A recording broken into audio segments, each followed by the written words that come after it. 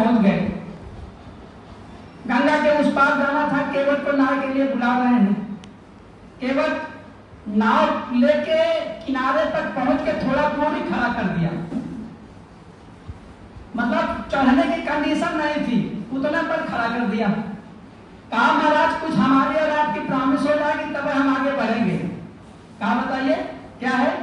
कहा पहले हमको आपका पैर धुलाना है, पैर जब तक हम नहीं धुलेंगे तब तक हम नाव पर नहीं चढ़ाएंगे, क्योंकि आपकी पैर की धूल में कुछ जादू है।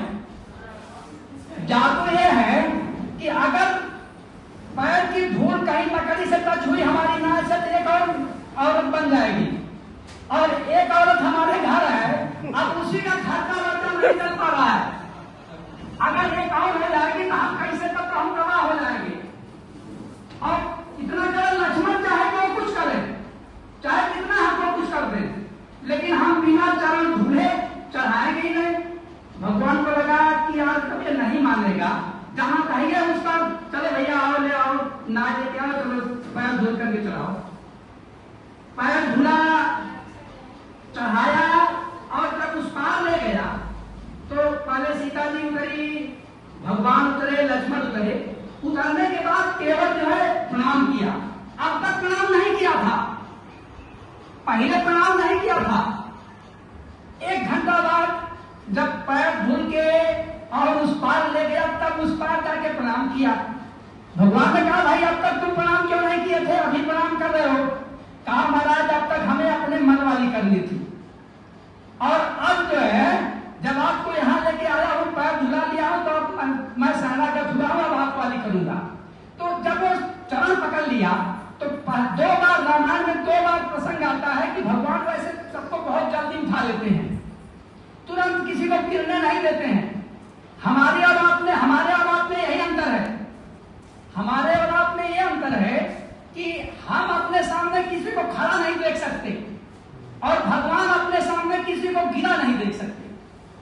तो जब केवट नीचे गिरा था, भगवान का पैर पकड़ा था, तो केवट को उठाते नहीं है भगवान।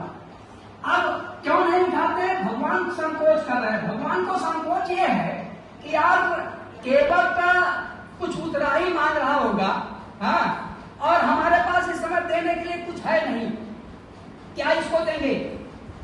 अब देखिए, मां जानकी भगवान के इस संकोच को समझ गई और अपनी अंगूठी जो है भगवान के सामने दी, कही महाराज लीजिए ये अंगूठी है, इनको दे दीजिए।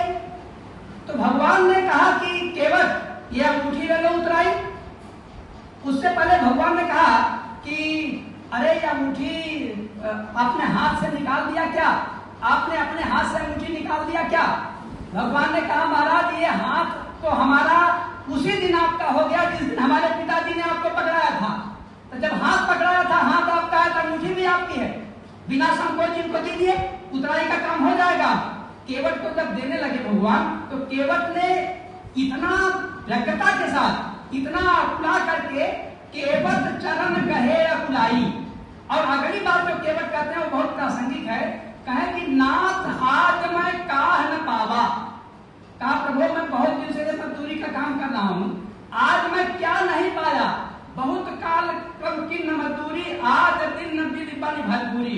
आज तो मुझे वो चीज मिल गया जो कभी नहीं मिलता है। कहे जन्म जन्म मुनि जतन कराही, अंतराम कहियावत नाही। जन्म जन्मांतर मुनि लोग किसी का नाम जप करते हैं, कुछ करते हैं, फिर भी अंत में उनके नाम का स्मरण मरते समय नहीं आता है। और वो भगवान जिनके नाम का, जिनके चरणों का लोग जाप करते हैं, हमें ढूंढने का मौका मिल गया, इससे और ज्यादा मुझे क्या चाहिए?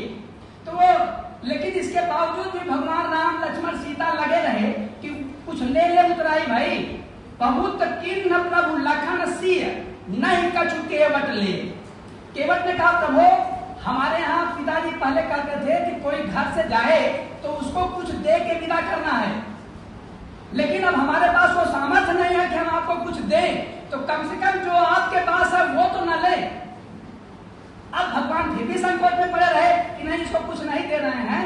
तो भगवान ने क्या काम किया कि जब बहुत किन्न प्रभु लखन से नहीं कछु केवट ले, तब उसको क्या काम किया, उसे अपनी भक्ति देकर के जो भगवान ने उसको विदा किया। अब देखिए यही होता है। हमारे और आप में क्या अंतर है? केवट को तीनों लोग बहुत जबरदस्ती कर रहे हैं लेने के लिए, फिर भी केवट नहीं ले रहा है। और हम लोग मंदिर में जाते हैं तो एक आध बार कभी हुआ होगा कि भूल गए होंगे भगवान से मांगना कि हमको चाहिए प्रभु दे दीजिए, बाकी हर बार कुछ न कुछ जो है करके ही आते हैं कि प्रभु इस बार देख लेना, ये जरूरी चीज है, बहुत परेशान है। तो अंतर इतना है। अब केवट को जबरदस्ती भगवान सामने दे रहे हैं और नहीं ले रहे हैं, बाद में भक्ति दिया। और आगे आप देखेंगे 14 जगह जो है वाल्मीकि से भगवान ने पहले पूछा कि भाई हमें रहने के लिए कोई जगह बताइए, तो वाल्मीकि ने उनको 14 जगह बताया था, जिनके श्रवण समुद्र समाना कथा कुमार सुबह सजाना, ऐसे कहते कहते अंत में जो सबसे अच्छा जगह बताए, उन्होंने एक बात कही थी, वो सबके लिए प्रासंगिक है। उन्होंने कहा था कि जाहि न चाहिए कबहु कछु तुम सन सहज सने बसौ निरंतर तासुर सो राहुल निजगे। मतलब जिसको कभी कुछ नहीं चाहिए, जिसको कभी कुछ नहीं चाहिए आपके स्नेह के अलावा, उसके हृदय में आप हमेशा रहिए, वो आपका अपना घर है। और कहीं कुछ बताए कहीं कुछ बताए रहने के लिए, लेकिन अपना घर उसी को बताए जिसको कभी कुछ नहीं चाहिए। तो केवट उसी में के थे। हाँ, तो एक बार पुनः आप सभी को बहुत बहुत बधाई।